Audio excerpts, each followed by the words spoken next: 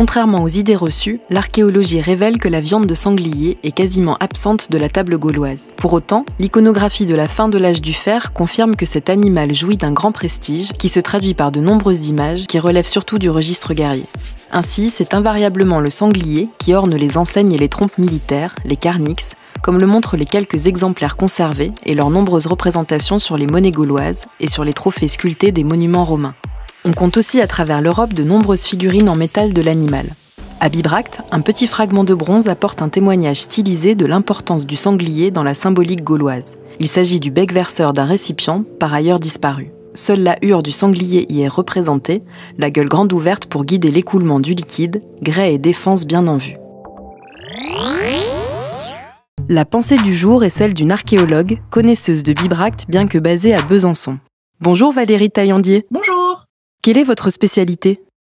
C'est d'étudier les objets métalliques découverts pour la période gauloise sur les sites archéologiques. Mes études m'ont amené à me spécialiser dans le cadre d'un doctorat sur l'étude des objets métalliques découverts en contexte funéraire sur les 5 siècles qui précèdent la conquête romaine.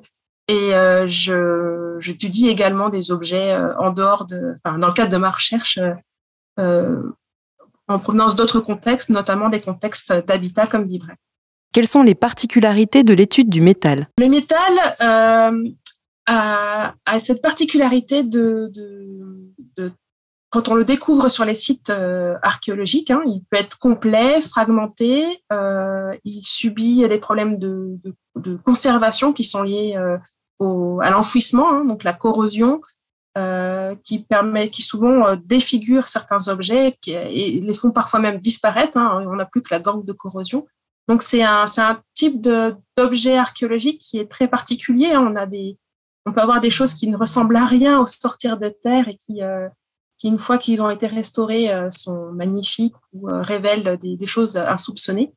Et voilà, c'est un type de mobilier qui rend très curieux puisqu'on cherche tout le temps à essayer d'identifier quel est l'objet, d'où il vient et à quoi il sert. Quelle est la spécificité de Bibracte dans ce domaine ? Depuis que le Bibracte est fouillé, énormément d'objets métalliques ont été découverts. On en voit d'ailleurs beaucoup au musée. C'est un site qui est à la fois consommateur d'objets métalliques et producteur également d'objets. Mon implication sur le site, donc j'interviens dans l'équipe qui fouille de Besançon, qui fouille PC15 et qui a livré énormément de restes métalliques, de fer essentiellement. Et l'analyse de ce corpus est vraiment intéressante parce que cette partie du site a livré une quantité de quincaillerie phénoménale juste pour la construction d'un bâtiment qui a été reconstruit plusieurs fois. Mais voilà, cette question de l'utilisation d'une pièce métallique pour les assemblages en architecture qui n'est pas indispensable en réalité. Pendant des siècles, on a construit sans clous.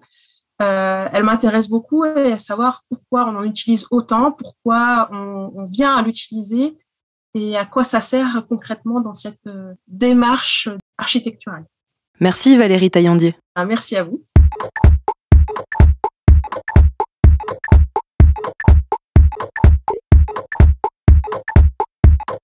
Aujourd'hui, notre balade sur le Mont Beuvray est troublée par l'apparition d'œuvres disséminées dans la nature, offrant 10 stations de contemplation artistique.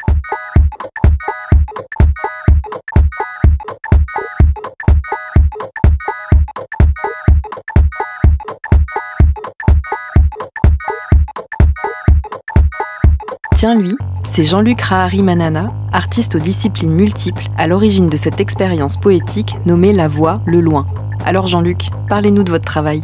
Le travail est un travail assez hybride entre les mots, la musique, la photographie et la sculpture, notamment les aloal. Aloal, c'est une forme de sculpture malgache qui raconte l'histoire d'une personne du début de sa vie jusqu'à la fin de sa vie. C'est la première fois que je ramasse tout ça en un seul lieu et le musée de Bibracte m'a donné cette occasion-là. L'idée de cette installation est venue ici en fait à partir du moment où j'ai reçu le prix Jacques Lacarrière et donc une résidence d'écriture ici.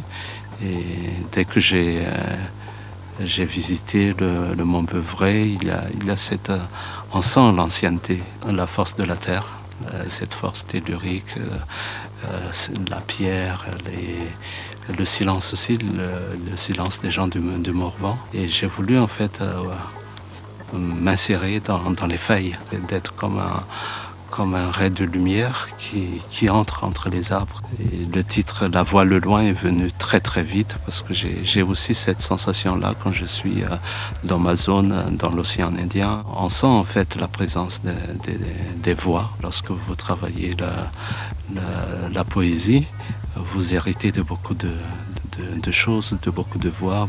D'autres poètes ont parlé avant vous, d'autres personnes ont vu les paysages. Donc, quand je dis la voix le loin, c'est aussi se projeter vers le futur. C'est pas simplement loin dans le passé. C'est ça ce qui m'intéresse en fait, de se dire que ce sont des choses qui viennent à la fois du passé et qui continuent leur chemin, nous traversent.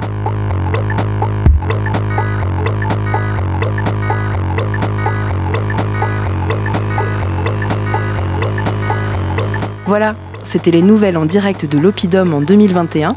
Salut Bibracte!